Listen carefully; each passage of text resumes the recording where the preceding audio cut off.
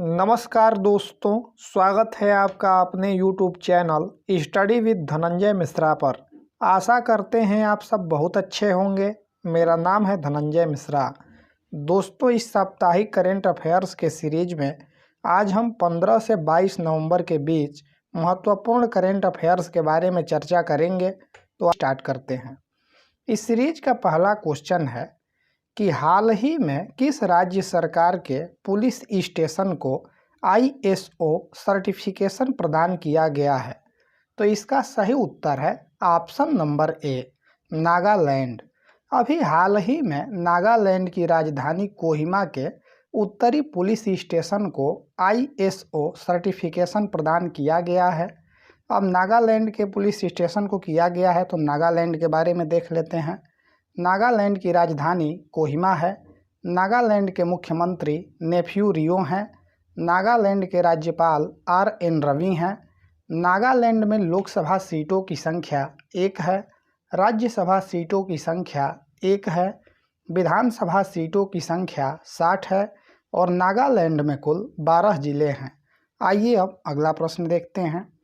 दूसरा प्रश्न है, हाल ही में प्रधानमंत्री नरेंद्र मोदी और किस देश के प्रधानमंत्री ने संयुक्त रूप से रुपे कार्ड के दूसरे चरण का शुभारंभ किया है? तो इसका सही उत्तर है ऑप्शन नंबर बी, भूटान। अभी हाल ही में प्रधानमंत्री नरेंद्र मोदी और भूटान के प्रधानमंत्री ने मिलकर संयुक्त रूप से रुपे कार्ड के दूसरे चरण का शुभारंभ किया है। भूटान की राजधानी थिम्फू है और भूटान के वर्तमान में प्रधानमंत्री लोटे शेरिंग हैं। आइए अब अगला प्रश्न देखते हैं। तीसरा प्रश्न है, हाल ही में कथा साहित्य के लिए साल 2020 का बुकर पुरस्कार किसने जीता है? तो इसका सही उत्तर है option number D, Douglas Stuart.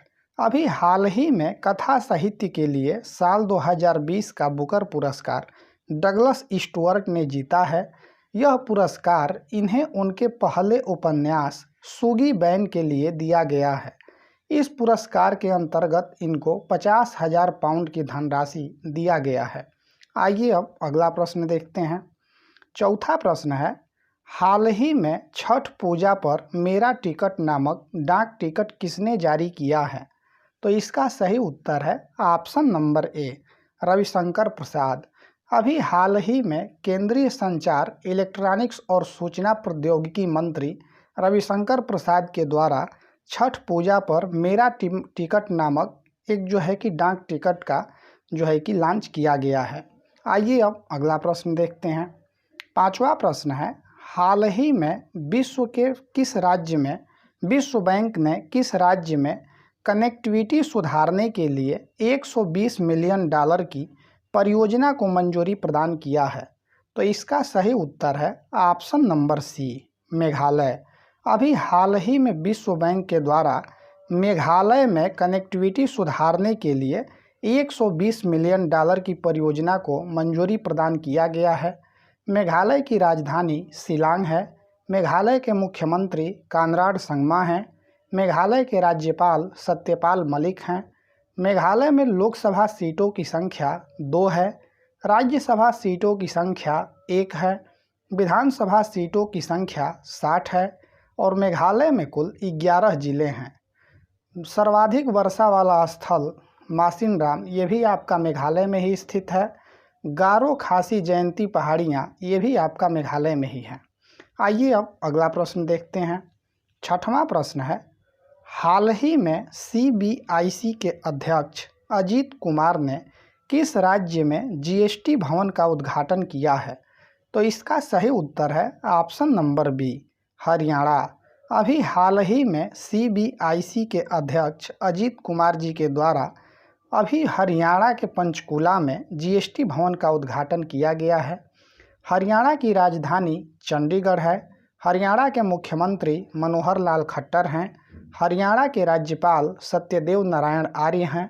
Haryana में लोकसभा सीटों की संख्या 10 है, राज्यसभा सीटों की संख्या 5 है, विधानसभा सीटों की संख्या 90 है और हरियाणा में कुल 22 जिले हैं। चौथे खेलो इंडिया यूथ गेम्स का जो आयोजन है वो हरियाणा में ही किया जाएगा। दोस्तों, अगर आप इस वीडियो का PDF प्राप्त करना चाहते हैं तो डिस्क्रिप्शन में दिए गए टेलीग्राम के लिंक पर क्लिक करके आप टेलीग्राम ग्रुप को ज्वाइन कर सकते हैं, या टेलीग्राम पर study with Dhananjay Mishra search करके भी आप इस ग्रुप को ज्वाइन कर सकते हैं।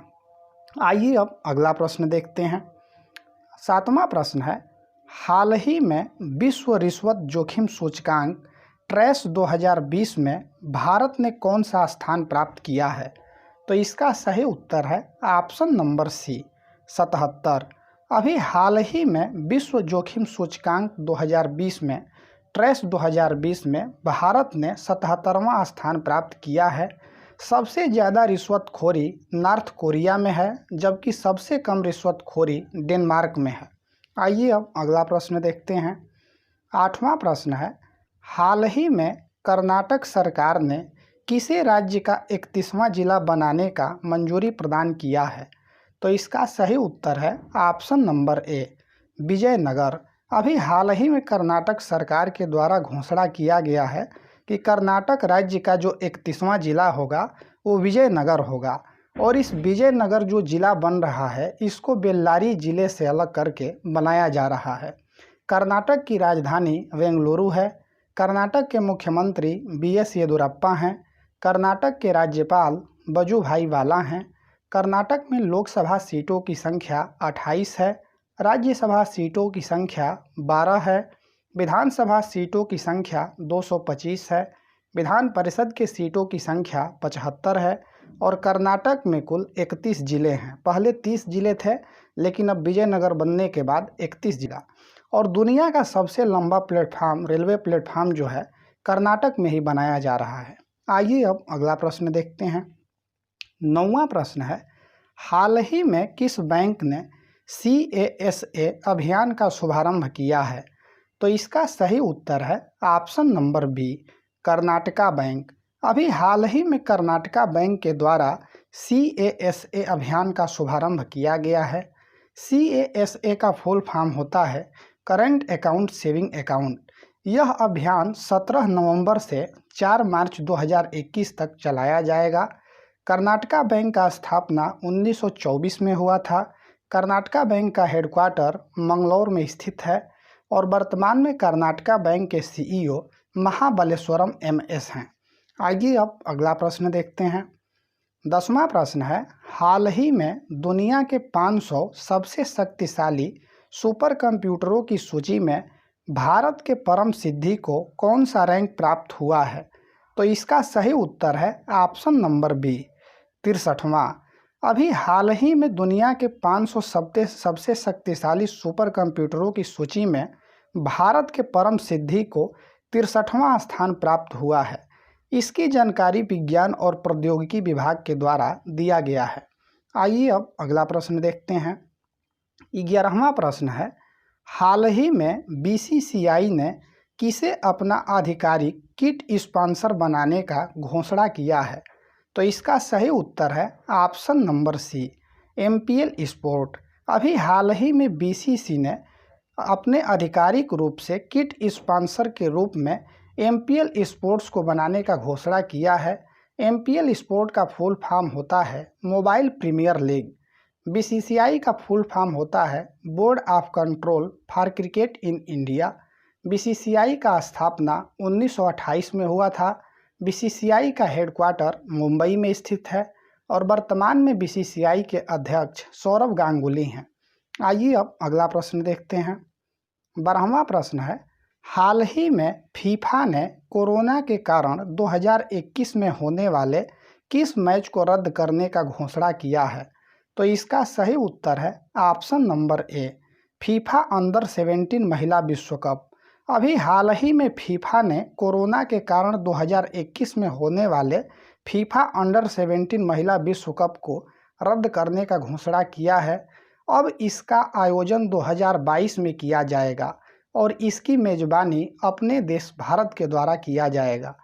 फीफा का जो हेडक्वार्टर है वो ज्यूरिख स्विट्जरलैंड में स्थित है, और वर्तमान में फीफा के अध्यक्ष जियानी इन्फान्टिनो हैं। आइए अब अगला प्रश्न देखते हैं। 13वां प्रश्न है, हाल ही में किस राज्य सरकार ने गौ संरक्षण के लिए गौ कैबिनेट के गठन को मंजूरी प्रदान किया है? तो इसका सही उत्तर है option number D, Madhya Pradesh. अभी हाल ही में मध्य प्रदेश सरकार के द्वारा गौ संरक्षण के लिए गौ कैबिनेट के गठन को मंजूरी प्रदान किया गया है। इस कैबिनेट में पशुपालन, वन, पंचायत और ग्रामीण विकास, राजस्व तथा गृह और किसान कल्याण विभाग को शामिल किया जाएगा। मध्य प्रदेश की राजधानी भोपाल है। मध्य प्रदेश के मुख्यमंत्री शिवराज सिंह चौहान हैं। मध्य प्रदेश के राज्यपाल आनंदीबेन पटेल हैं। मध्य प्रदेश में लोकसभा सीटों की संख्या 29 है। राज्यसभा सीटों की संख्या 11 है। विधानसभा सीटों की संख्या 230 है और मध्य प्रदेश में कुल 52 जिले हैं। कान्हा किसली, बांधवगढ़, सतपुड़ा ये सभी नेशनल पार्क मध्य प्रदेश में ही स्थित हैं। अभी हाल ही में पन्ना टाइगर रिजर्व को बायोस्फीयर रिजर्व का दर्जा दिया गया है। ये भी मध्य प्रदेश में ही स्थित है। यह भारत का 12वां तथा मध्य प्रदेश का तीसरा बायोस्फीयर रिजर्व है। इससे पहले जो दो मध्य प्रदेश के बायोस्फीयर रिजर्व हैं, एक पंचमढ़ी है और दूसरा आपका अमरकंटक है। आइए अब अगला प्रश्न देखते हैं। 14वां प्रश्न है, हाल ही में विश्व शौचालय दिवस कब मनाया गया है? तो इसका सही उत्तर है ऑप्शन नंबर सी, 19 नवंबर। अभी हाल ही में 19 नवंबर को विश्व शौचालय दिवस के रूप में मनाया गया है और प्रत्येक वर्ष 19 नवंबर को विश्व शौचालय दिवस के रूप में मनाया जाता है। और विश्व शौचालय दिवस 2020 का जो थीम है वो sustainable sanitation and climate change है। पहली बार विश्व शौचालय दिवस 2001 में मनाया गया था। आइए अब अगला प्रश्न देखते हैं। 15वां प्रश्न है, हाल ही में दुनिया के कितने देशों ने मिलकर मुक्त व्यापार समझौते RCEP पर हस्ताक्षर किए हैं? तो इसका सही उत्तर है ऑप्शन नंबर ए, 15। अभी हाल ही में दुनिया के 15 देशों ने मिलकर मुक्त जो है कि व्यापार समझौते RCEP पर हस्ताक्षर किए हैं और इस 15 देशों में 10 आसियान देश हैं तथा चीन, जापान, ऑस्ट्रेलिया, दक्षिण कोरिया और न्यूजीलैंड हैं। ये 15 देश मिलके मुक्त व्यापार समझौते RCEP पर हस्ताक्षर किए हैं।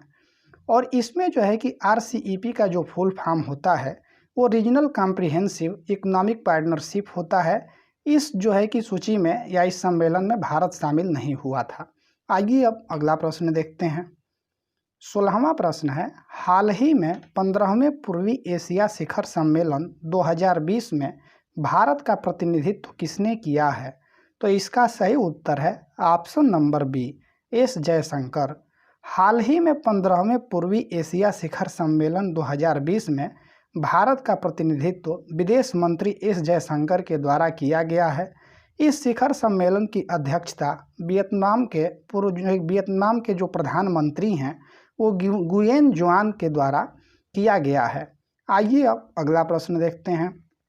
17वां प्रश्न है, हाल ही में भारत ने कहां से quick reaction surface to air missile QRSAM system का सफलतापूर्वक परीक्षण किया है? तो इसका सही उत्तर है ऑप्शन नंबर ए, उड़ीसा।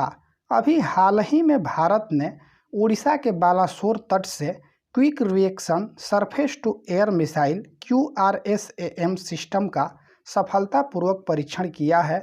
इस मिसाइल को DRDO द्वारा भारत इलेक्ट्रॉनिक्स लिमिटेड तथा भारत डायनेमेटिक्स लिमिटेड के सहयोग से विकसित किया गया है।